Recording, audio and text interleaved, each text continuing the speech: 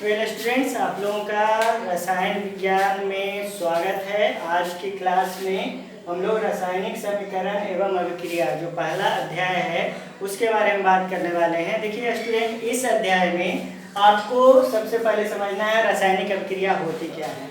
तो उदाहरण स्वरूप आप ऐसा समझें कि जब दो या दो से अधिक पदार्थ आपस में मिलकर जब किसी नए पदार्थ का निर्माण करते हैं तो उसे हम रासायनिक अभिक्रिया कहते हैं। तो यहाँ पर एक उदाहरण से आप समझिए, तब इसे हम परिभाषित करें। उदाहरण के स्वरूप आप यहाँ पे समझिए कि अगर हम लोग हाइड्रोजन गैस और ऑक्सीजन गैस को आपस में मिलाते हैं और मिलाने के बाद हमें क्या प्राप्त होता है, तो हमें जल का वाष्प प्राप्त होता है। तो यहाँ पे ध्यान दीजिए, हो क्या रहा है, हाइड्रोजन गैस और ऑक्सीजन गैस आपस में मिल रहे हैं, एक दूसरे से प्रतिक्रिया कर रहे हैं और प्रतिक्रिया कर नए पदार्थ का निर्माण कर रहे हैं। तो इसे हम क्या कहेंगे, रासायनिक अभिक्रिया कहेंगे। तो क्या कह सकते हैं स्टूडेंट कि जब दो या दो से अधिक पदार्थ आपस में अभिक्रिया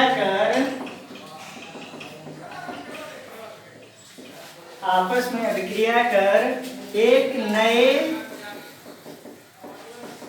पदार्थ का निर्माण करता है जिसका गुण अभिक्रिया करने वाले पदार्थ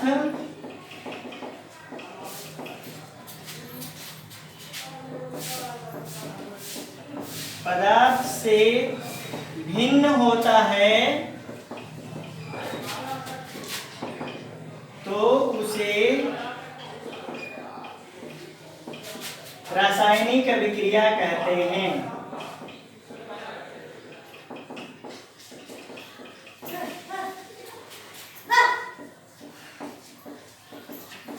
ध्यान से समझिएगा स्टूडेंट, यहाँ पर क्या बताने की कोशिश की जा रही है कि जब दो या दो से अधिक पदार्थ, तो यहाँ पे हम देख रहे हैं एक पदार्थ हमारा हाइड्रोजन गैस है, दूसरा पदार्थ ऑक्सीजन गैस है, ये आपस में प्रतिक्रिया कर जल का निर्माण कर रहे हैं। तो ध्यान देना यहाँ पे है, जल का जो गुण होगा वह हाइड्रोजन गैस और ऑक्सीजन गैस से भिन्न होता है, यानी इसका गुण बिल्कुल भी ना ही हाइड्रोजन गैस से मिलता है ना ही ऑक्सीजन गैस से मिलता है।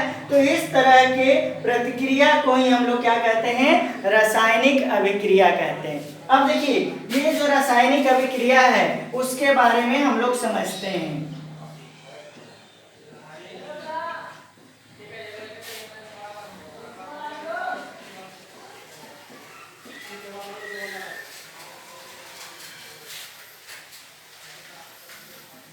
ध्यान से समझिए कि इस रासायनिक अभिक्रिया को हम लोग रासायनिक समीकरण कहते हैं। तो रासायनिक समीकरण का मतलब क्या होता है स्टूडेंट, कि किसी भी रासायनिक अभिक्रिया को अगर हम संकेतों के माध्यम से व्यक्त करें तो उस रासायनिक अभिक्रिया को हम लोग रासायनिक समीकरण कहते हैं। मतलब किसी भी रासायनिक अभिक्रिया को संकेतों और उसकी भौतिक अवस्था के आधार पे व्यक्त करने की प्रक्रिया ही क्या कहलाती है, रासायनिक समीकरण कहलाती है। तो यहाँ पे हम एक बात लिखेंगे, रासायनिक समीकरण।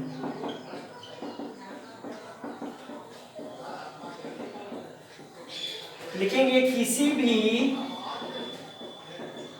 रासायनिक अभिक्रिया को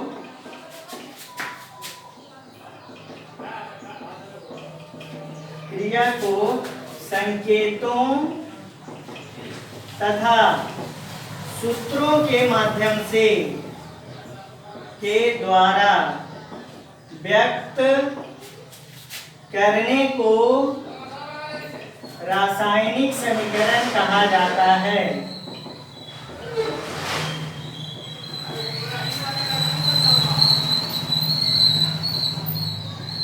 तो उसे हम क्या कहते हैं स्टूडेंट, रासायनिक समीकरण कहते हैं। तो चलिए हम इस ये जो हमारा रासायनिक अभिक्रिया हुआ है उसे हम किस प्रकार से रासायनिक अभिक्रिया को रासायनिक समीकरण में बदल सकते हैं उसके बारे में बात कर लेते हैं।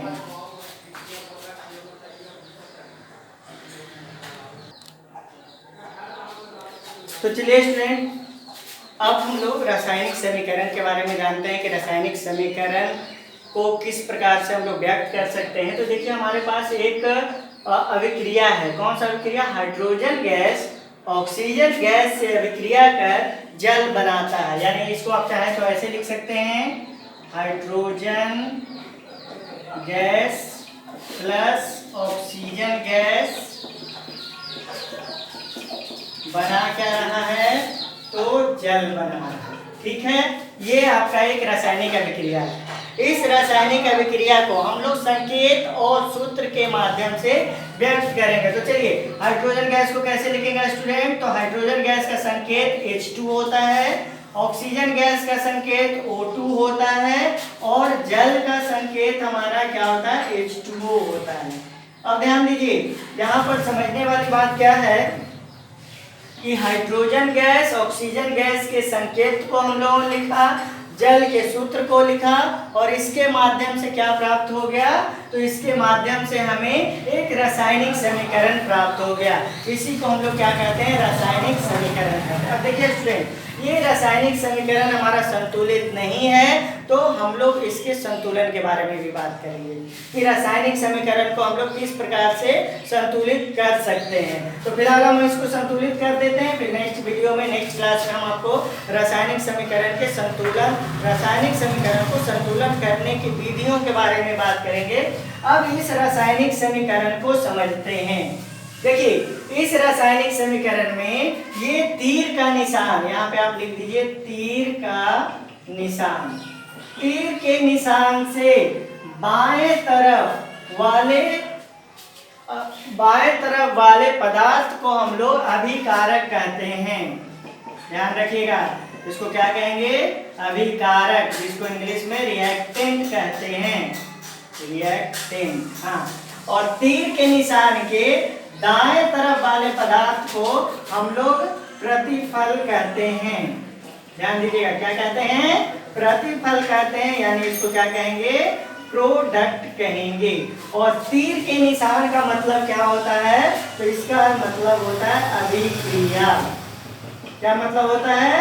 तो इसका मतलब होता है अभिक्रिया। यानी एक रासायनिक समीकरण में 3 भाग होते हैं। कौन कौन सा? रिएक्टेंट यानी अभिकारक, प्रतिफल यानी प्रोडक्ट और तीर का निशान मतलब अभिक्रिया। तो इसे हम लिख कैसे सकते हैं कि किसी भी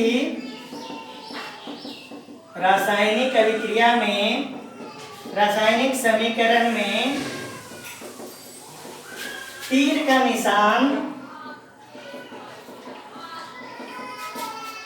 अभिक्रिया संपन्न को दर्शाता है। अभिक्रिया संपन्न को दर्शाता है। दूसरी बात लिखेंगे, तीर के निशान के पूंछ की तरफ यानी बाएं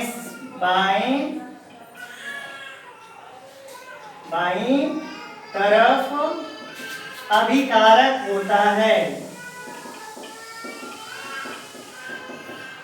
चलिए ये तो अभिकारक हो गया।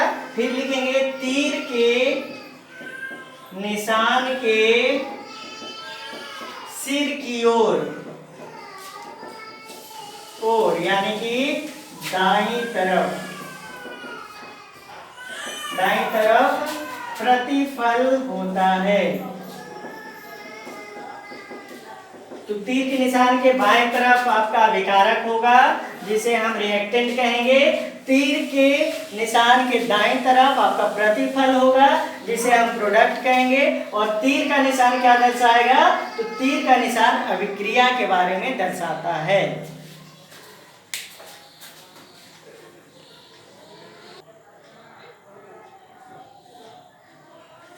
अब देखिए स्टूडेंट, किसी भी रासायनिक समीकरण को पूर्णता प्रदान करने के लिए, मतलब कि रासायनिक समीकरण को हम लोग किस तरह से पूर्ण रूप से उसके सारे डाटा को उसमें समायोजित कर सकें, यानी कि रासायनिक समीकरण को किस प्रकार से पूर्ण कर सकें, तो उसके लिए रासायनिक समीकरण में संकेत सूत्र के साथ साथ उसके भौतिक अवस्था का भी वर्णन करना होता है। जैसे ध्यान से समझिए, एक आपके पास उदाहरण है। क्या है उदाहरण? तो हम लिख रहे हैं कैल्शियम ऑक्साइड। कैल्शियम ऑक्साइड जल से प्रतिक्रिया कर कैल्शियम हाइड्रोक्साइड बनाता है। चलिए, तो ये हमारे पास एक रासायनिक अभिक्रिया हुई, कौन सा? कैल्शियम ऑक्साइड जल से प्रतिक्रिया कर कैल्शियम हाइड्रोक्साइड बनाता है। यानी इसको ऐसे लिखिए, कैल्शियम ऑक्साइड प्लस जल बना क्या रहा है? कैल्शियम हाइड्रोक्साइड तथा ऊष्मा का उत्सर्जन होता है। ये आपका हो गया, यानी कि कैल्शियम हाइड्रोक्साइड के साथ क्या मिल जा रहा है? ऊष्मा मिल रहा है। अब सबसे पहले इसके संकेत और सूत्र। तो कैल्शियम ऑक्साइड का संकेत हो गया CaO, जल का सूत्र हो गया H2O, और ये बना दिया CaOH होल ट्वाइस, और साथ में क्या मिल गया? ऊष्मा मिल गई। ठीक है, ये तो बातें हो गई कि इसके संकेत और सूत्र के माध्यम से हमने एक रासायनिक समीकरण लिख दिया है। परंतु हमें कैसे पता है कि कैल्शियम ऑक्साइड ठोस है, जल है, ठोस है, द्रव है, गैस है? जल हमारा किस अवस्था में है? ठोस अवस्था में है, द्रव अवस्था में है, या गैस अवस्था में है? कैल्शियम हाइड्रोक्साइड जो हमारा बना वो किस अवस्था में बना? ठोस अवस्था में बना, जलीय अवस्था में बना, या फिर गैस अवस्था में बना? तो इसे दर्शाना होता है। तो देखिए, यहाँ पे कैल्शियम ऑक्साइड ठोस होता है, इसलिए इसे हम लोग ठोस लिख सकते हैं, और ठोस के साथ इसे एस से यानी सॉलिड से डिनोट किया जाता है। जल जो होता है वो किस अवस्था में होगा? द्रव अवस्था में, तो इसे हम एल से डिनोट करेंगे। कैल्शियम हाइड्रोक्साइड किस अवस्था में होगा? तो ये जलीय अवस्था में होता है, इसलिए इसको एक्वस कंडीशन में दिखाते हैं। तो यहाँ पे लिखिएगा जलीय, और जलीय के साथ AQ यानी एक्वस लिखा जाएगा, और ऊष्मा तो ऊष्मा है, ऊष्मा का यहाँ पे क्या हो रहा है? उत्सर्जन हो रहा है। तो यहाँ पे भौतिक अवस्था भी दर्शाया गया है। तो अब ये रासायनिक समीकरण हमारा क्या हो गया? पूर्ण हो गया। तो कहने का मतलब ये हुआ, किसी भी रासायनिक समीकरण को पूर्ण करने के लिए उसके संकेत और सूत्र के साथ साथ उसके भौतिक अवस्था को भी दर्शाना बहुत ही जरूरी होता है। इस प्रकार से हम लोग भौतिक अवस्था की मदद से किसी भी रासायनिक समीकरण को क्या कर सकते हैं? किसी भी रासायनिक समीकरण को पूर्ण रूप से व्यवस्थित कर सकते हैं। तो चलिए स्टूडेंट, यहाँ तक हम लोगों ने देखा किसके बारे में? रासायनिक अभिक्रिया क्या होता है, किसी भी रासायनिक अभिक्रिया को रासायनिक समीकरण के आधार पे कैसे हम लोग व्यक्त कर सकते हैं, और एक पूर्ण रासायनिक समीकरण किस तरह से हम लोग लिख सकते हैं, इसके बारे में हम लोगों ने बात किया। अगली क्लास में हम लोग बात करेंगे किसी भी रासायनिक समीकरण को किस प्रकार से हम लोग संतुलित करते हैं, यानी रासायनिक समीकरण संतुलन के बारे में। और स्टूडेंट, आप लोगों को ये समझ में आया रासायनिक समीकरण। अब इसके बाद हम लोग संतुलित करने के बारे में बात करेंगे। Okay student, thanks for watching this video.